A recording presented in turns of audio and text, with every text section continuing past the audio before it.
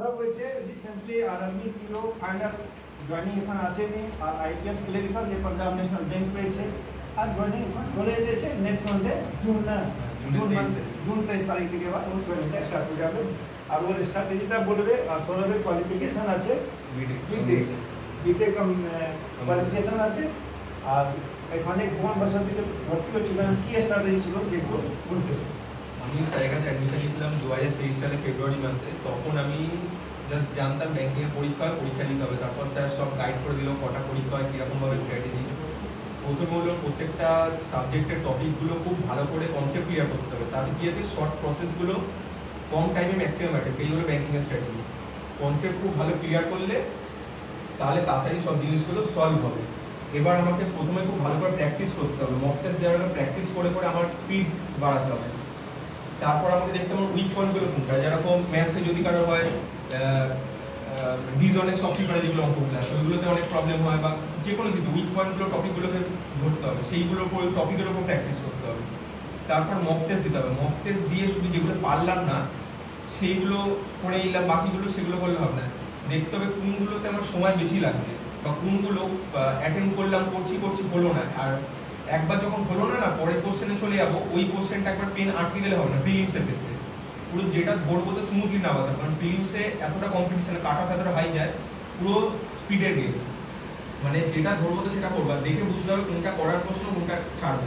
Pure ক্ষেত্রে RRB পিও বা যে কোনো আইবিপিএস পিও প্রিলিমসে ওতে তো আর ওরকম একদম ফুল মার্কসের মতো কাট অফ যায় না, ওখানে হলো কোশ্চেন সিলেকশন একটা বড় জিনিস, কোনগুলো সিলেকশন করবো সেগুলো প্র্যাকটিস করে করে আমার স্ট্রং পয়েন্ট উইক পয়েন্টগুলো করতে হবে, সেগুলো নিজের ওপর কোনটা আমার স্ট্রং পয়েন্ট। ম্যাথস বা রিজনিং সবেতেই তাই। আর রোজ পাজেল প্র্যাকটিস করতে হবে, কারণ পাজেল এমন একটা জিনিস যত প্র্যাকটিস করবো ঠিকই দিলে আটকানোর চান্সেস সব থেকে বেশি থাকে।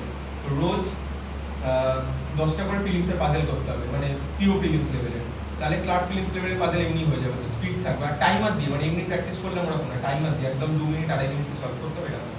তারপর মক টেস্ট দেওয়া, মক টেস্টগুলোকে অ্যানালাইজ করতে হবে খুব ভালো করে।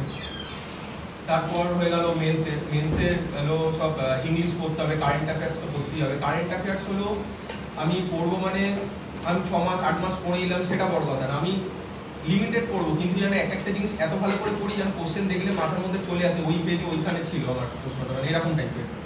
4 মাস পড়বো 5 মাস পড়বো, আমার 8 মাস সমস্যার দরকার নেই। ম্যাক্সিমাম ওই 6 মাস টার্গেট নিয়ে পড়ি, কিন্তু পরীক্ষার সময় হলে 4-5 মাসই ম্যাক্সিমাম পড়া হয়।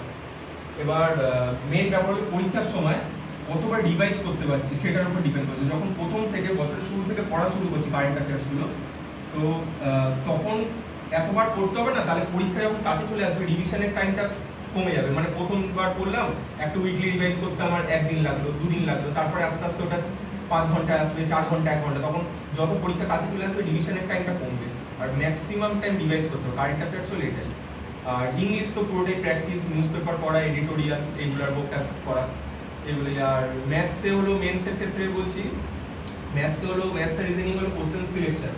সাপোজ মানে প্রথমে যেরকম মানুষের একটা মেন্টালিটি থাকে, প্রথমে স্পিড ম্যাথস করলাম, মেন্সের ক্ষেত্রে বলছি, প্রথমে স্পিড ম্যাথস করলাম, তারপর ডিআই নাহলে কোয়ান্টেড মিসলিনিয়াসগুলোর মধ্যে দেখতে হবে অ্যারিথমেটিকের মধ্যে। তো তখন আমি ডিআইটা দেখবো, ডিআই হয়তো দেখলাম সোজা করতে পারবো কিন্তু প্রচণ্ড ক্যালকুলেটিভ হবে। যদি ডিআই সোজা দেয় তাহলে হয়তো ক্যালকুলেশন বিশাল বড় হবে, তখন ওটা ছাড়তে হবে, অ্যারিথমেটিকগুলো করতে হবে।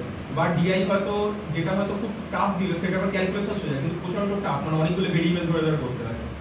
তো এইগুলো নিজেকে মানে একদম মক টেস্ট দিয়ে এতবার রেডি করতে হবে, নিজেকে ওই টাইমে সিলেকশন করতে হবে কোনটা করবো না করবো, ওইটাই একটা খুব বড় পয়েন্ট।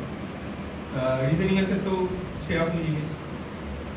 আর এইগুলি ব্যাস ম্যাক্সিমাম মক টেস্ট দিতে হবে। আর মেন্সের ক্ষেত্রে হলো প্রচুর সেকশনাল দিতে হবে। মেন্সের হলো রোজ যদি একটা করে, সাপোজ আমি ম্যাথসের একটা করে মেন্সের সেকশনাল দিলাম, কালকে রিজনিং এর একটা করে সেকশনাল দিলাম, বাট মেন্সের প্র্যাকটিস তো রোজ করতেই হবে প্রিলিমসের সাথে। তার উপর নিজের স্ট্রং